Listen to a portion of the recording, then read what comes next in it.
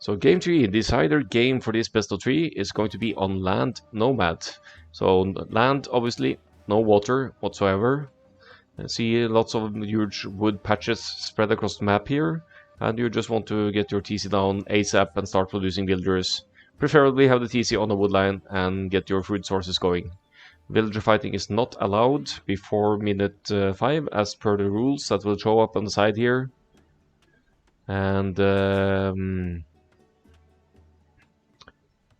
yeah, although in the bottom of the map, this is a decent starting position for Lowerty. Has a woodline, has gold, has boar, has sheep, and has deer here to take, even a stone.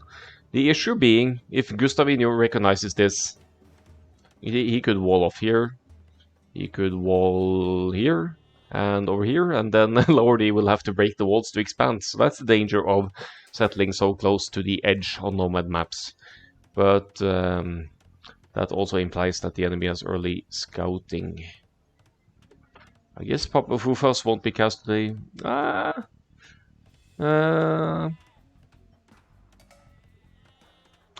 wouldn't say that. Depends on the duration of the sets today. What do you think would be the strongest picks for land Nomad? For me, personally, it's Lithuanians Beowulf. Simply because of that starting food boost just gives the start so much smoother. You could argue Chinese as well, because if you can get the TC up near easy food sources, you'd have 3 extra villagers to potentially scout with and gain lots of knowledge early on, map knowledge. But still, any civilization with an early food eco boost, Persians obviously as well, starting with 50 extra food and wood, should be great as well, because Persians are strong mobiles, live on land maps as well. But in my opinion, civilization with early food bonus and mobility, that's the go-to for land nomad.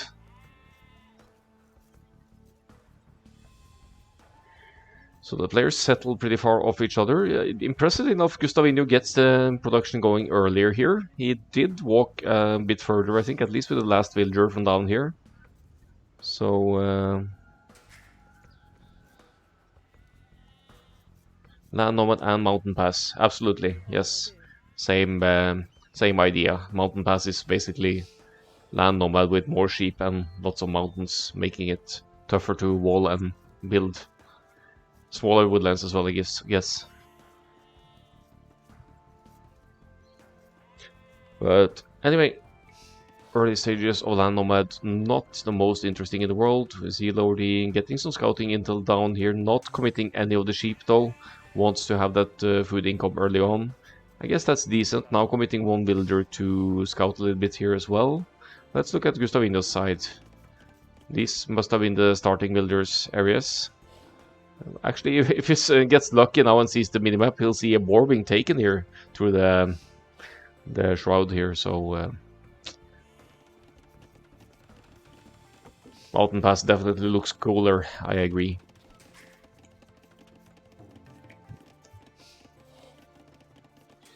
I think it looks like Gustavvinho is off to a great start here. Has some deer to push in as well. Taking a boar. Has a couple more sheep down here. And yeah, seems to have consistent production here. Has loom as well. Lowerty has loom. And has 60 villagers. 1 villager less overall. But then again, being Persians. Oh, he found an extra boar even. So that's great news. But with aspersions, once you get to the feudal age and get then your TCs will start working faster. So if you're behind 1 villager or 2 with Persians in the Dark Age, doesn't matter nearly as much as for other civilizations. To talk about the civilizations here though, Gustavvinho having the lead here over Persians, now walling off a bit. He is Magyars. He will most likely go into the scouts here simply because of the mobility situation. Has maybe some idea of Lowerty's location as well, but Magyar's bonus forging instantly in the feudal age, that's huge for the potential of killing villagers. Lowerty is house walling off as well though, but at the expense of giving away a lot of map control to Gustavvinho here. I mean, Gustavvinho is walling himself as well, but should have a much easier time expanding from his position than Lowerty does, if Lowerty gets pressured early on here. is going to be Lowerty going up first here though, and Gustavvinho may be setting up for more of a fast castle style approach here. Ace with 6 on gold even could also indicate archers, of course. But we'll see what the future brings here. 8 farms total for Gustavvinho. So that food income should facilitate a castle age click. And actually Lowerty is going for the same approach here, dropping the blacksmith market and somehow found the food to click up. That was market abuse, I think. Used some gold to buy food and go up to the next stage. Okay, some market abuse here to get to the cast stage click before Gustavvinho can click, can even place the buildings here. So that's a significant head start to the castle age. No battle events spotted so far. No, almost any known military buildings at all. Here's the barracks and blacksmith market for Gustavvinho, so should be ready to drop the stables as the game moves on here. Alright, there's castle age info Lowerty. Let's slow it down now and see what the progression might be. I mean, having this earlier castle age should also facilitate expansion across the map, dropping a few more TCs, but the wood situation doesn't really allow this for Lowerty. It doesn't even allow a stables here, or not 2 stables. Anyway, 1 stable is going up. Let's see if this earlier castle age pays off here for Lowerty, at the expense of a few less villagers going up as well, and Gustavvinho should have a stronger economy than Persians going into castle age here. And it is indeed the archers, or rather crossbows here for Gustavvinho, double range crossbows. Peculiar choice against Persians actually, because Persians quite likely to go cavalry, and the Persians cavalry or Persians knights even have a bonus damage against the archers. So I don't love the archers choice of Gustavvinho, but maybe if he goes into cavalry archers, that could of course be the play for the mobility. Then the situation is a bit different. That could be good.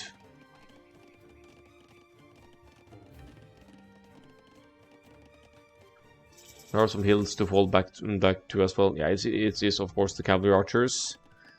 And has the blacksmith going straight into Bodkin arrow here. And another TC right next to his starting one to secure some golds here and keep the TCs compact to have better protection if Lowerty breaks through for some raids. Let's see what Lowerty is up to here, scouting the area. And we'll be trying to spot the enemy here. Doesn't look like husbandry is in yet, because these knights are moving rather slowly. So single stable knights versus double ranged cavalry archers. So it should be easier for Gustavvinho to get to the army masses here, provided that the eco supports it, and 12 wood, 7 on gold doesn't look too bad.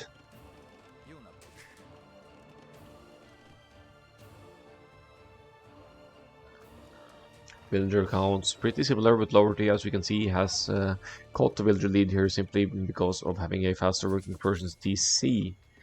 Lowerty really should consider expanding the economy with town centers as well, though. Of course, once that farm eco going for the stables production, but you really need some more map presence. And here we go, going outside, dropping a TC on the same wood line here.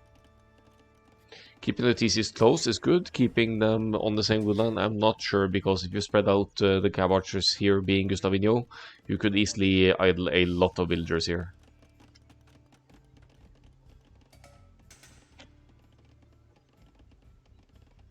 Military numbers, nothing special just yet. It's 7 for Gustavvinho and 4 for Lowerty here.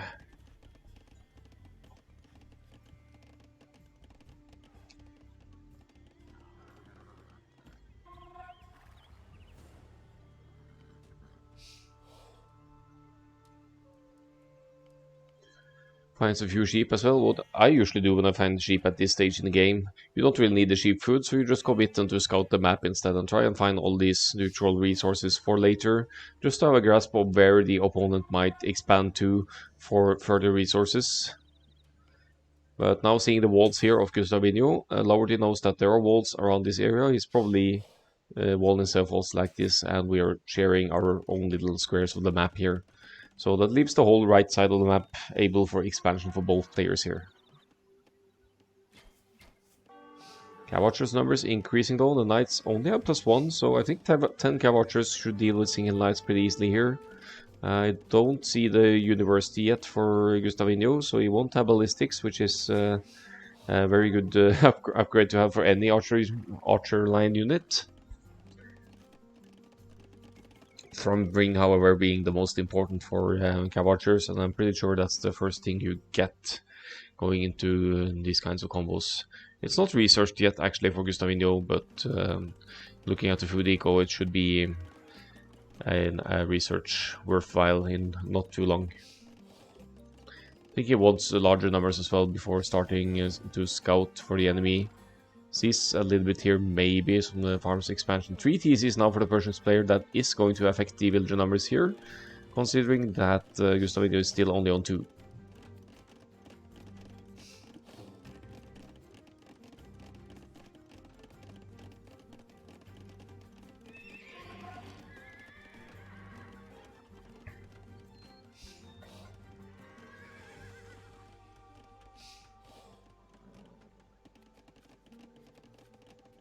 Very passive game though, both players just booming away and stacking up on numbers. No battle events just yet, villager numbers are dead even. So Gustavvinho, after all, has had very consistent double TC production. He was later to the cast stage as well. So Lowerty must have had some idle time along the way here. Maybe struggling to keep good going for both Knights production and triple TCs. But let's see here, 8 Knights against almost 20 Cav Archers, I think. Lowerty can't take this fight, has to back off, and will lose that stable at at 97% here.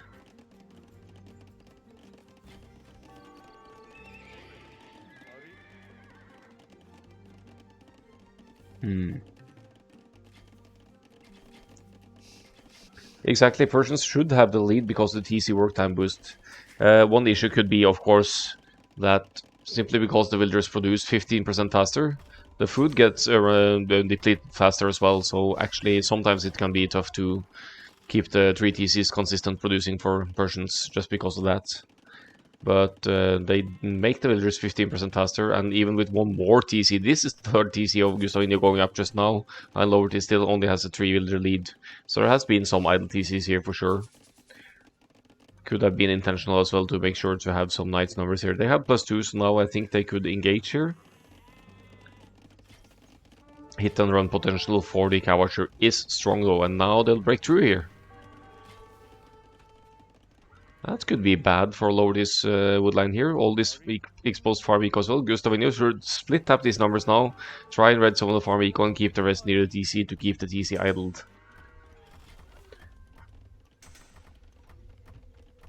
So that's a few villagers down, no biggie just yet. I mean, it's going to be easy, assuming all 3 TCs produce villagers for Lowerty. Should be easy to adjust these numbers and keep up. But Cav Archer is certainly an annoyance. These farms very exposed to Cav Archer's fire, so you can't really reclaim those easily now with 21 Cav Archers roaming your base. I'm just going to check if Gustavvinho has a university. Doesn't even have a university for ballistics here, and still doesn't have Thrombring, from what I can tell. So these Cav Archers are really subpar. They won't be very accurate. They will not fire as fast as they could with Thrombring, and yeah, missing some core upgrades here. Just now the first armor upgrade comes in, so I think Lowerty could have engaged here, honestly. Even though it means hit and run and losing a few Knights, at least you could take out some Cav Archers numbers and try and keep the numbers lower for the enemy.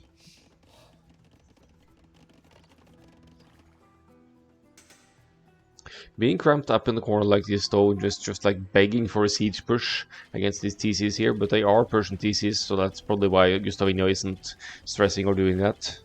Because it's twice the HP on a Persian TC from a generic one with only 2400.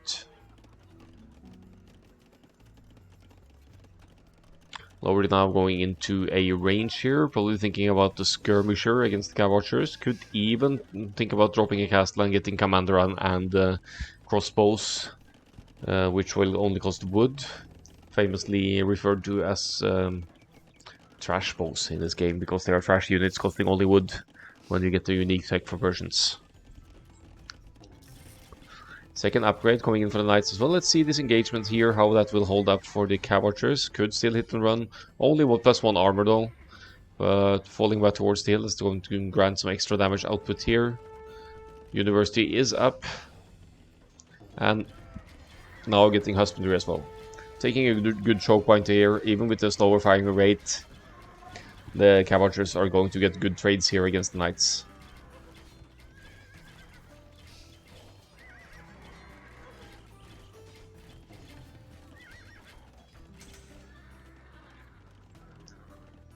I said good trades, but actually quite a few Knights died there, and Lowerty wants to try and go for some raids, I believe, but runs into even more Cav Archers on the hill, and the military number is more than twice as large for Gustavvinho now. Still with the villagers lead as well, and even going to the Imperial Age here, now getting ballistics.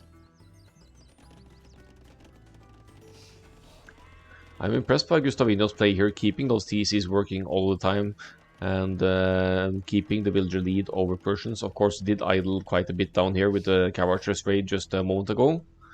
But still, you're up against a player with that had one more TC up earlier than you and has the TCs working faster. So him being able to go Imperial Age here with Magyars at this rate is pretty impressive.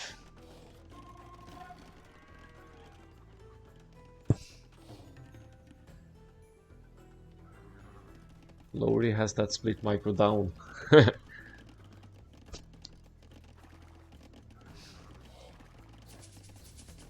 Alright. Cav Archers, soon to be happy Cav Archers. If Gustavvinho opts for a castle as well, could get into the unique technology for Magyars. Recurve bow, giving the Cav Archers another +1/+1.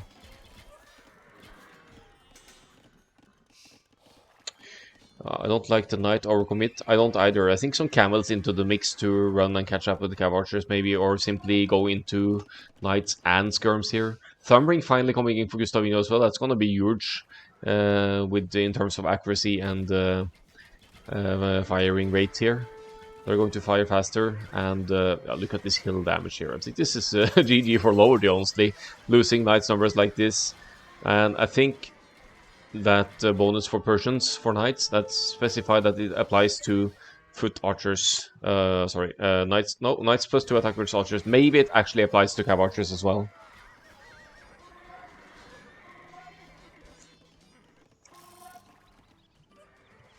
Fully upgraded Magyar Cav Archers outrange known bracer skirms. Yeah, that's true.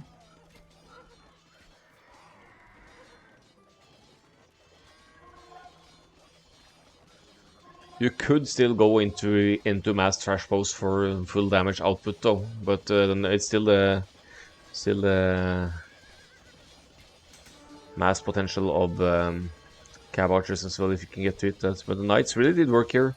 I was thinking that only applied to foot archers, but maybe I'm wrong because it looks like they had dealing some decent damage here, the Persian Knights.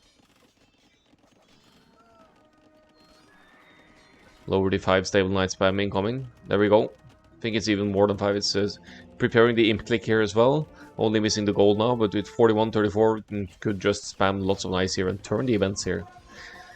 I mean, I liked the Cav Archers play, but now I'm not sure anymore because this will force Gustavvinho into pikemen or halberdiers ASAP.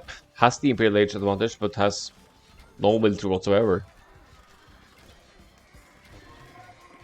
And yeah, these raids are just going to wreck Gustavvinho here. This is Gustavvinho's only position to stay. Could at least quick wall this and save some villagers, but losing so many villagers just like that, and already with the faster working TCs will also get to the Imperial Age slightly faster than generic civs, and just keeps that flow coming here. 5 stables producing Knights, committing to a few more villagers as well, keeping those eco numbers low because of all the production. And Gustavvinho still has eco in the bank, has the means to drop a castle that should have been on maybe one of the hills here for defense, but it's now subject to serious Knights raids, and yeah, not looking good here. There's still places on the map to expand to, something Gustavvinho is trying for right now. Could also drop a castle here to limit the raids, but that would imply that the castle actually goes up. Meanwhile, Imperial Age well on the way for the Persians player here. The boom is has been on 3 TCs for a while. reasonable amount of farms, also expending to golds here and there, so you're not going to see Lowerty running out of resources anytime soon. Here comes a castle on the hill though, finally, but military numbers certainly worrying here.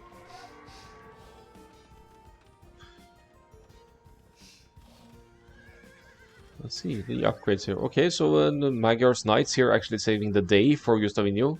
That's a good good switch to go into at this stage of the game, even though the food eco doesn't quite support masses, because you get that Imperial Age upgrade for free as well, so you have +2 more attack as long as Persians can't get to the Imperial Age. But here's the Imperial Age in for Persians. Lots of idles, fewer villagers for Gustavvinho, and Persians with a faster working economy overall, with their villagers and town centers. Town center producing 20% faster now. Plate parting armor on the way, Cavalier as well. So yeah, and with 14 military, Gustavvinho desperately needs the pike switch here, or some mass monks or something to deal with this, and it doesn't look great.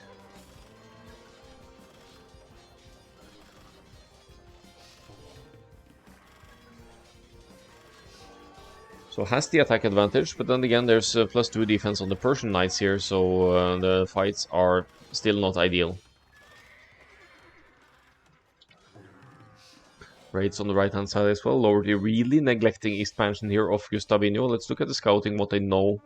Left side doesn't really know that resources are being taken there. That would be a place to raid as well, but stopping this TC from producing consistently is of course a huge thing. Cavalier is in as well, and still don't see a pike halberdier switch from Gustavvinho here, and should be real tough to recover considering the current eco here with 25 idles out of 74 villagers. That is effectively around 50 villagers working, and Lowerty has 120, so that eco difference is just going to grow. Look at the food count here. Lowerty could go into light cav here, even goes for some forward siege. Could even take it to siege ram with this kind of food eco, and yeah, I think we're looking at the GG here very soon, because Gustavvinho is just cramped up in the corner here, walling behind, but there's just not enough place to expand here, and you'll run out of wood, stones and golds as well. I'm surprised not to see any walls here, just to make sure raids at least don't hit the precious resources here, but I think Gustavvinho acknowledges that Lowerty made a crazy comeback here and will be taking this game. It is the decider game though, so they'll keep at it for a while longer. Gustavvinho switching into food gold eco here now, so maybe thinking about Cavaliers, Paladins of his own. But how do you recover from being 40 villagers behind now when the enemy is getting all these upgrades?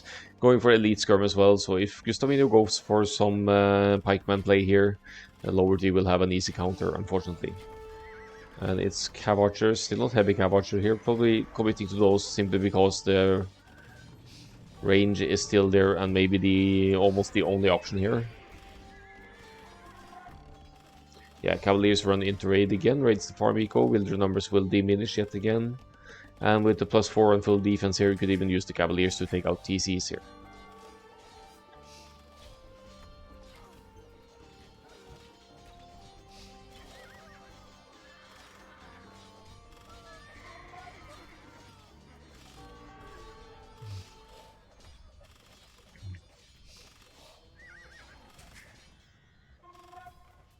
Yeah, lots of idle time. It's 80 villagers, 40 idle for Gustavvinho. Look at the eco here. He's not really able to produce any army here. That's the hugest issue.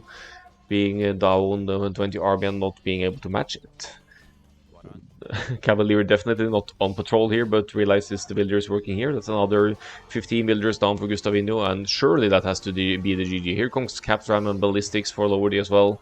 Has the eco to afford any upgrade here at this rate. Could just spam light cav at this stage, and there we go. The GG well played.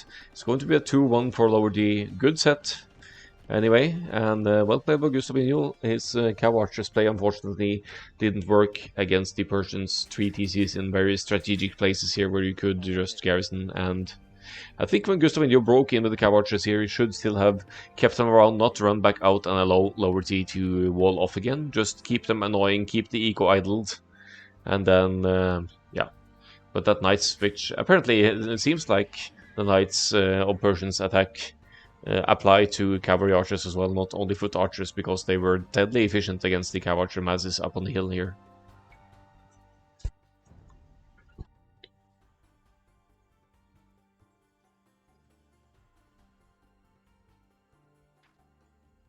So a massive KD here, 190 to 81 here. 5-1 buildings raised and largest army just marginally here. But strong Rico, obviously. Persians working. Go finally the DCs kicked in and everything. And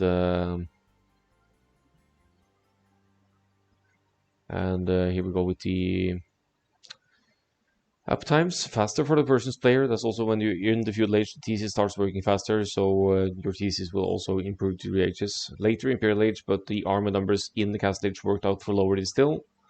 And then we have 131 to 112, and the Cav Archer masses here just going down to the Knights here, so it seems the bonus of Persians apply against Cav Archers as well.